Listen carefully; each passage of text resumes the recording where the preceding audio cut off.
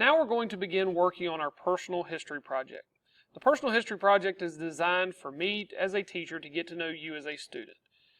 It helps me know your likes, your dislikes, things that you're maybe interested in, those types of things. So what I would like for you to do is once you've got to this page in your modules and you've clicked this assignment, you're going to see this Load Personal History Project in a new window. What this is going to do is this is going to link you to a Google Doc that you will then be able to use to work on your assignment. Now, the one difference that you will not see on my document, because it is my particular Google account, is there will be a submit button right in here that you'll be able to click, and you'll actually be able to submit the assignment from Google Docs. Now, to explain the personal history project, first of all, what is your personal history? How has it shaped you? That's the question we're looking at. And throughout this course, I want you to really think about where did your family come from, or your ancestors, or what is their makeup in regards to how did they get to this country? I know I've got family that their family came over in the 1700s, and I think they were German-Irish immigrants, and that's extended family, not my immediate family. But there's lots of examples of people that have long storied histories that they can trace back. And even if you can't trace it back, it's good to think about, what would your role have been in history? Okay? And that's why we want to just start looking at this personal history project.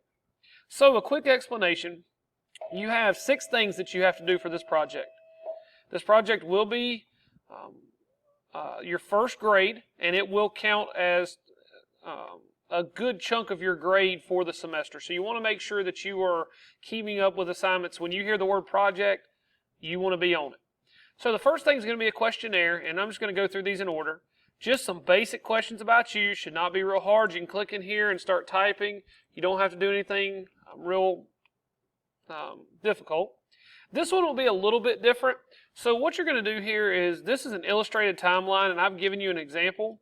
You're just going to go grab a picture off of Google that you feel like represents an event in your life, and you're going to put it in this timeline. And you're going to put these events in order from when you were born all the way till you are now. And if you want to use real pictures, if you want to try to get real pictures off of your computer or upload them from your family's hard drive, whatever you may have, that's perfectly fine as well. If you want to use some real pictures in here, I'd love that. That'd be awesome. But then I'd like for you to give me 2 to 3 sentences here about this date. So put the date up top, and then just 2 to 3 sentences about you and the event and why it's important to the timeline of your life.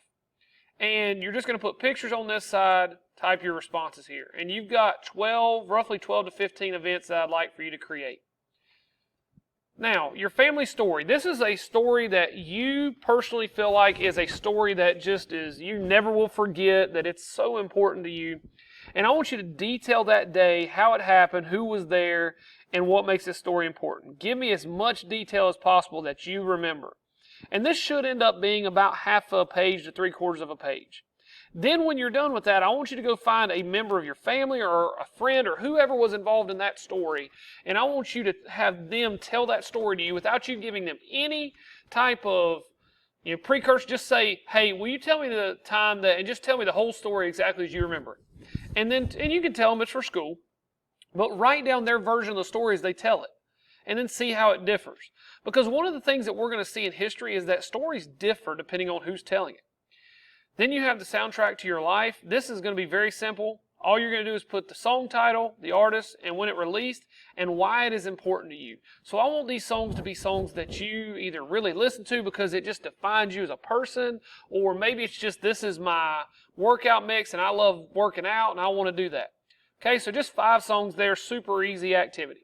The last thing is going to be the family tree. And guys, I know some of you may have difficulty going back further than your grandparents, or maybe you didn't know your grandparents or your parents, or maybe you're in a weird situation where you knew half and not the other.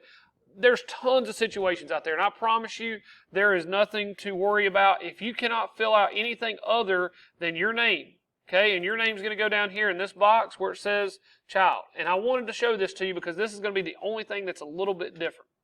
If you notice, when I double-clicked this name box, it brought me to this little area here in Draw. Okay? And all I'm going to do is just type in my name. And I mistyped that. That's pretty bad. I can't spell my own name.